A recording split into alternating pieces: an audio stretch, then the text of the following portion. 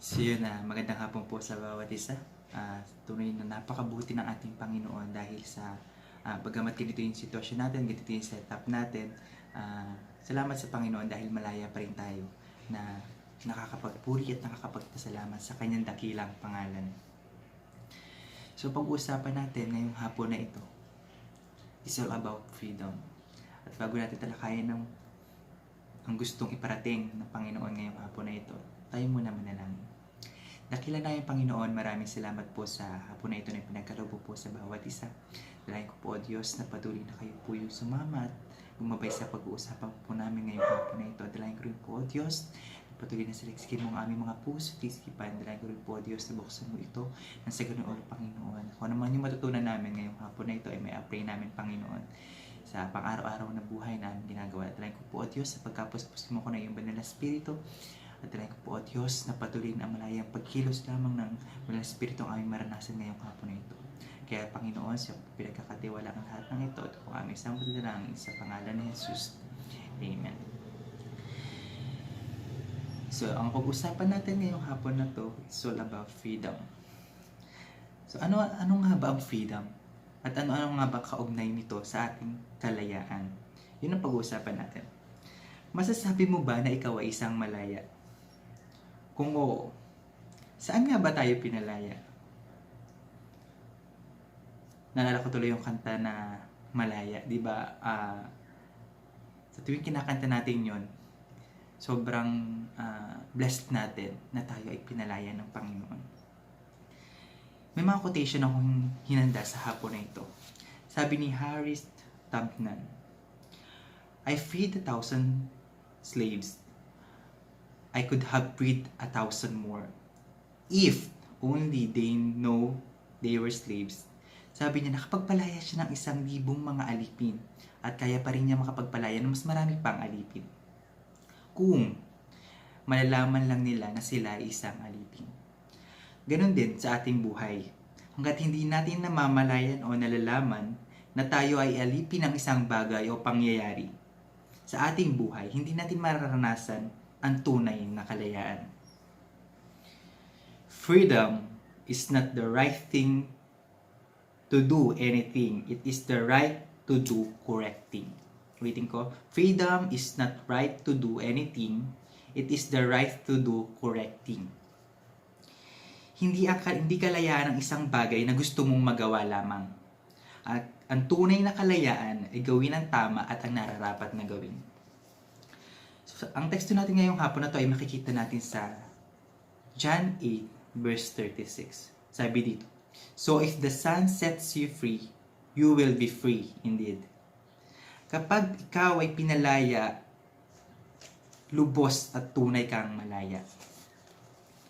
Nais at lubos na kalayaan ang ibibigay sa atin ng Panginoon. Sa bawat sumasampalataya at sa lahat ng sa Kanya ay nagtitiwala. It is the reason behind kung bakit si Jesus ay namatay sa cross para sa ating lahat. Salvation is not about changing behavior. It is about letting God change our behavior. Tandaan natin na yung ginawa ni God sa cross ay sapat na bilang kabayaran sa ating mga kasalanan.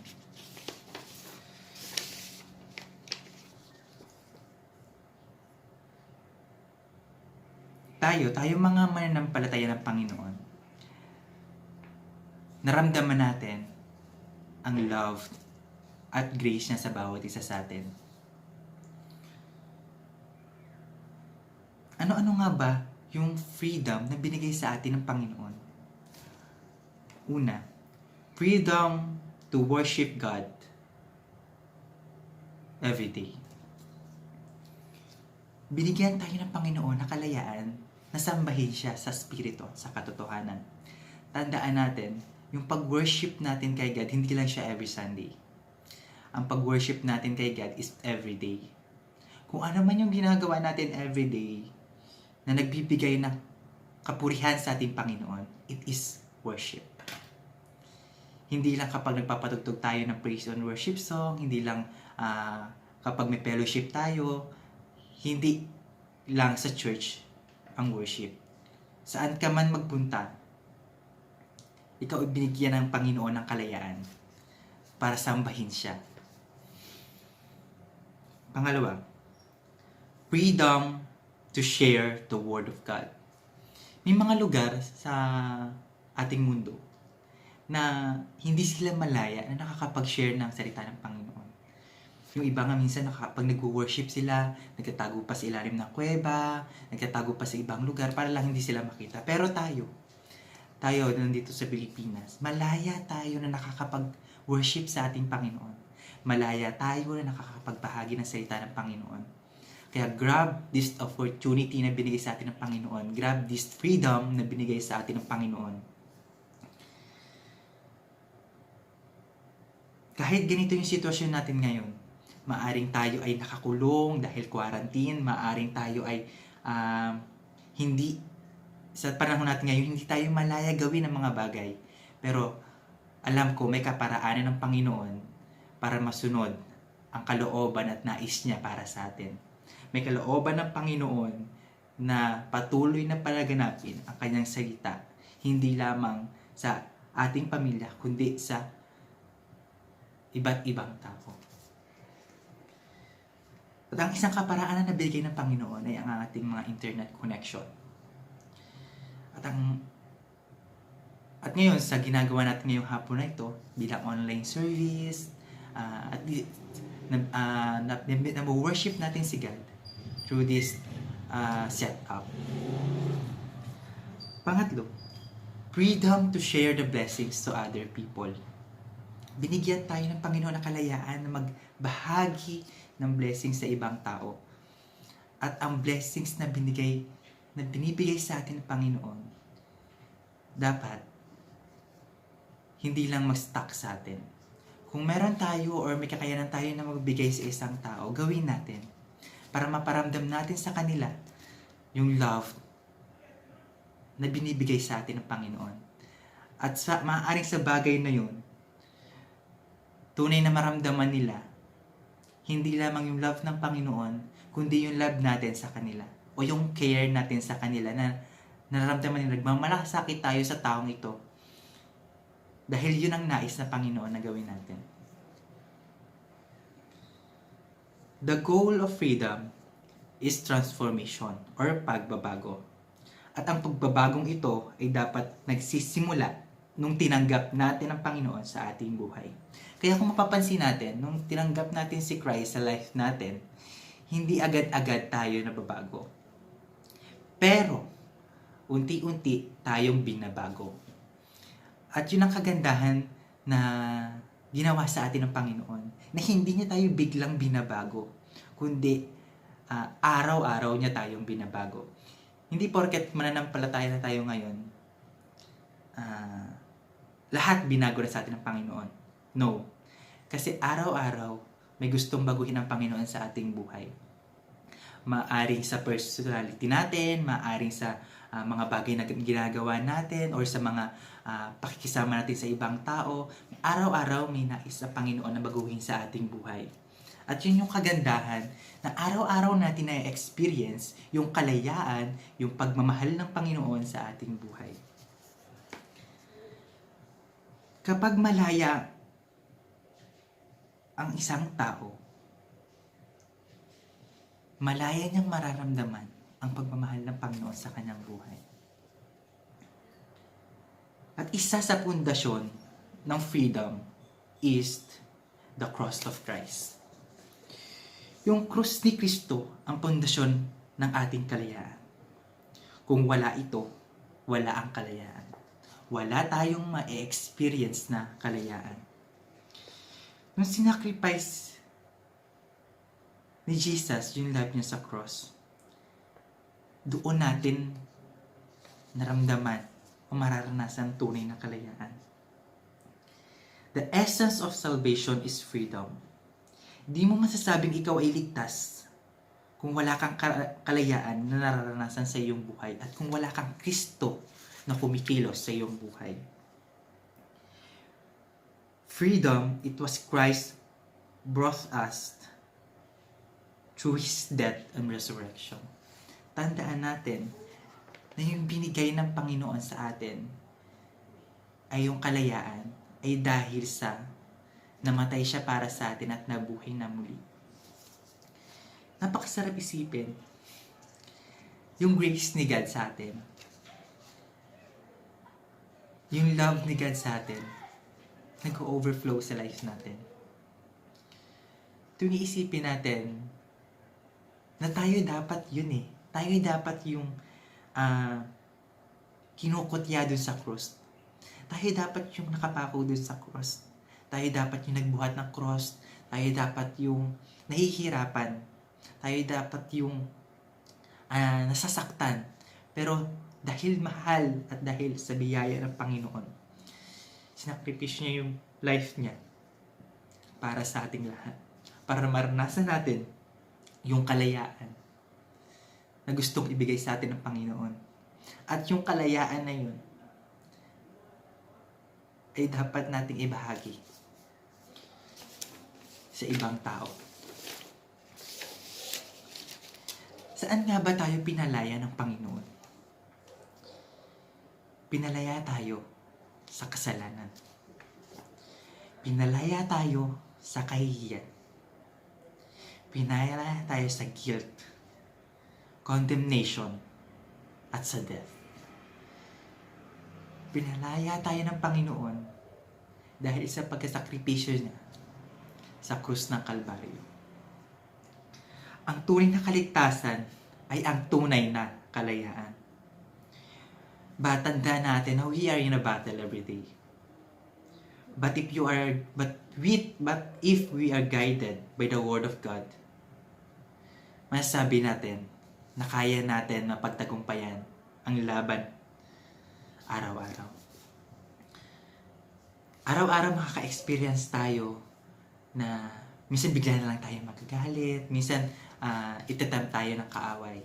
But kapag guided tayo ng salita ng Panginoon, mararanasan natin yung reminder sa atin ng Panginoon at yung mga gustong ipaalala sa atin ng Panginoon na dapat natin gawin. We must be understand to live in freedom. Paano ba tayo mamumuhay sa kalayaang itong ating natanggap galing sa Panginoon? Freedom is discovering your identity and purpose in Jesus. Tandaan natin na kung nais natin mabuhay sa kalayaan na binigay sa atin ng Panginoon, kailangan natin maging katulad niya. Be Christ-like. Na kung paano ipinakita ng Panginoon sa atin yung kabutihan niya, yung pagmamahal niya, yung grace niya, doon din dapat natin ipakita sa ibang tao. Lalo na higit sa pamilya natin na araw-araw natin nakakasama.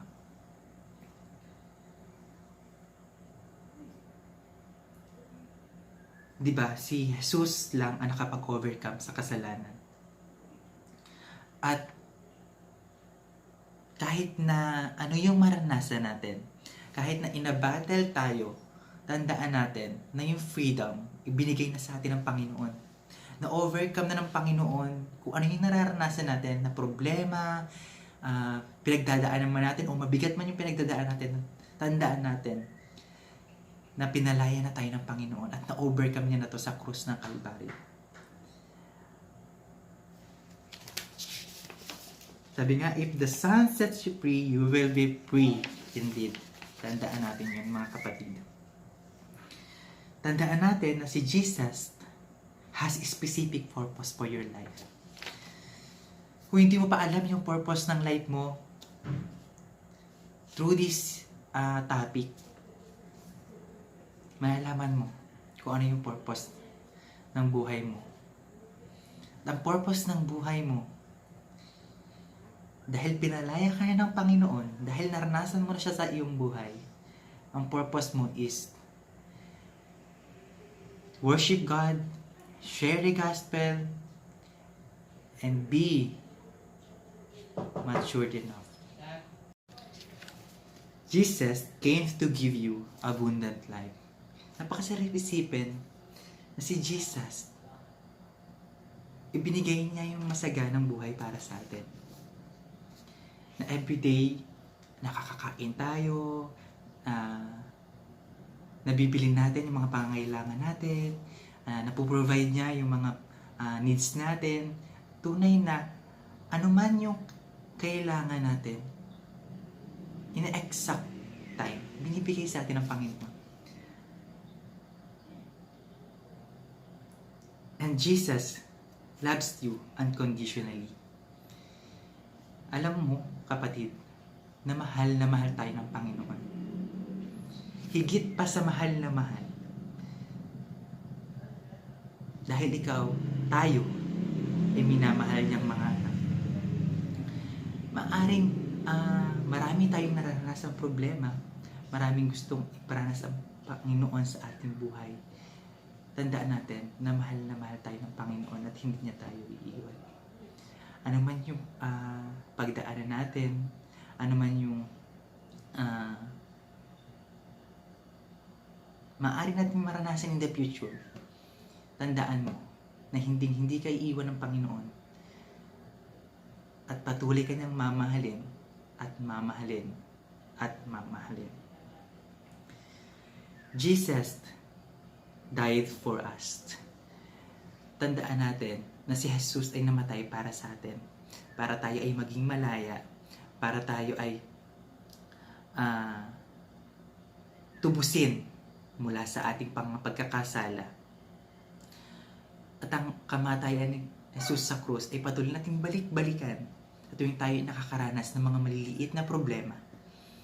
Sa mga problemang ito, marirealize natin na yung ginawa ni God sa cross ay higit pa sa ating mga pinagdadaanan. Salamat sa Panginoon. Salamat sa grace na patuloy na binibigay ng Panginoon. At nawa, wag natin abusuhin yung grace na binigay sa atin ng Panginoon. Na porket may grace na binigay sa atin ng Panginoon, araw-araw na tayong gumawa ng kasalanan. Dahil iisipin natin na, may hibag naman sa akin ng Panginoon, araw-araw din niya akong papatawarin. No, hindi dapat ganun yung maging mindset natin, mga kapatid. Nawa, yung grace na binibigay sa atin ni God, maging maging aware tayo sa lahat ng ating gagawin, sa lahat ng ating iisipin, at sa lahat ng ating maaring sabihin.